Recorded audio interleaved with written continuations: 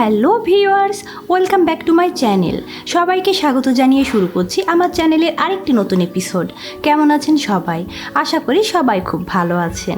আজ আমি আপনাদের সাথে শেয়ার করব আমাদের ঘরে ছোট্ট সোনামণিদের জন্য প্রয়োজনীয় একটি সস রেসিপি। আমি আজকে আপনাদের মেয়োনিজ তৈরি করে দেখাবো, তাও আবার এগলেস। মূলত বাজারে যে মেয়োনিজগুলো কিনতে পাওয়া যায় তাতে কিন্তু কাঁচা ডিম থাকে, সেই জন্য অনেক মায়েরা ভয় পায় বাচ্চাকে মেয়োনিজ দিতে। তাছাড়া সেগুলোতে প্রচুর পরিমাণ তেলও থাকে, সেই জন্য বাচ্চাদের জন্য কতটা নিরাপদ আমরা কিন্তু কেউ জানি না। কিন্তু এই মেয়োনিজই কিন্তু আমরা বাসায় বাচ্চাদের ডিম ছাড়া এবং কম তেলেও তৈরি করে দেখাতে পারি।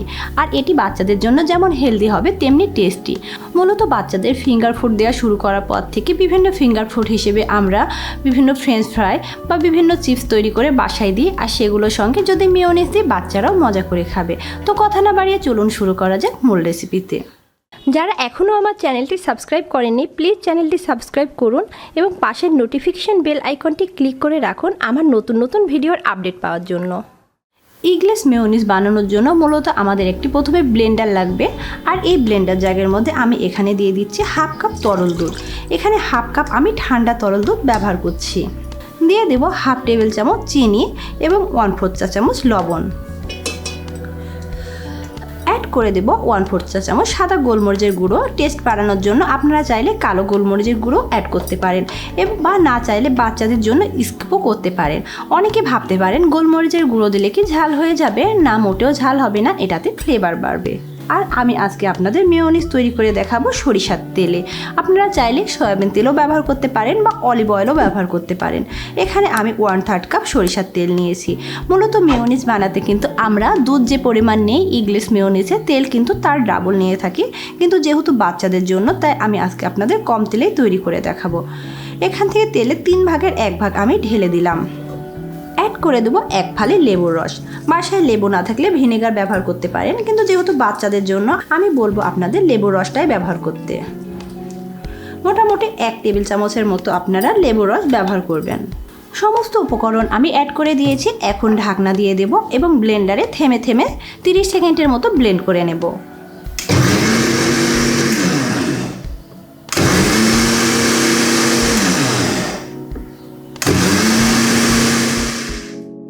আমি থেমে 30 সেকেন্ডের মতো ব্লেন্ড করে নিয়েছি। এখন কিন্তু এই মেয়োনিজের ঘনত্ব অনেক পাতলা আছে, দেখতেই পাচ্ছেন একটা ক্রিমি পাতলা ভাব। এই পর্যায়ে আমি আরও হাফ তেল অ্যাড করে দেব, মানে 3 ভাগের 1 ভাগ। এখানে আমি 3 ভাগের 2 ভাগ তেল কিন্তু অ্যাড করে দিলাম।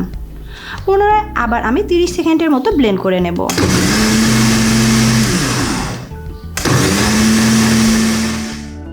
আমি আরও 30 সেকেন্ডের মতো ব্লেন্ড করে নিয়েছি। এখন ঘনত্বটা দেখুন, অনেকটা কিন্তু ক্রিমি ভাব চলে এসেছে। আমি পুনরায় আবার তেলটুকু অ্যাড করে দেব। আমি পুনরায় তেল অ্যাড করে দিলাম, দিয়ে এখন থেমে থেমে ব্লেন্ড করে নেব যতক্ষণ না একটা ক্রিমি ভাব চলে আসে।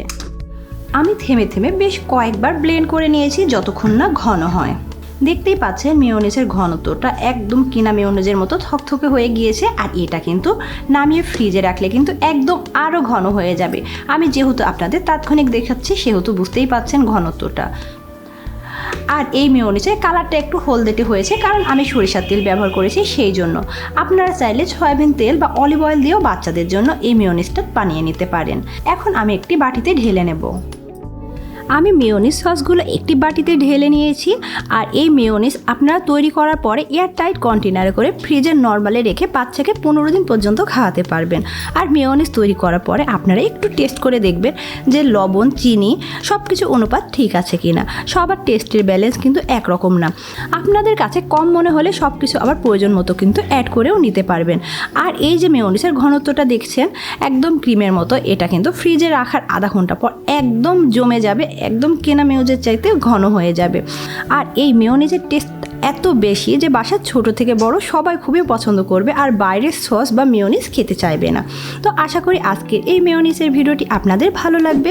আর ভিডিওটি যদি আপনাদের ভালো লেগে থাকে প্লিজ ভিডিওটি আপনাদের ফ্রেন্ডস অ্যান্ড ফ্যামিলির মধ্যে শেয়ার করবেন। ভিডিওতে লাইক কমেন্ট করে আমার পাশে থাকবেন ও আমার সন্তানদের জন্য দোয়া করবেন। আল্লাহ হাফিজ।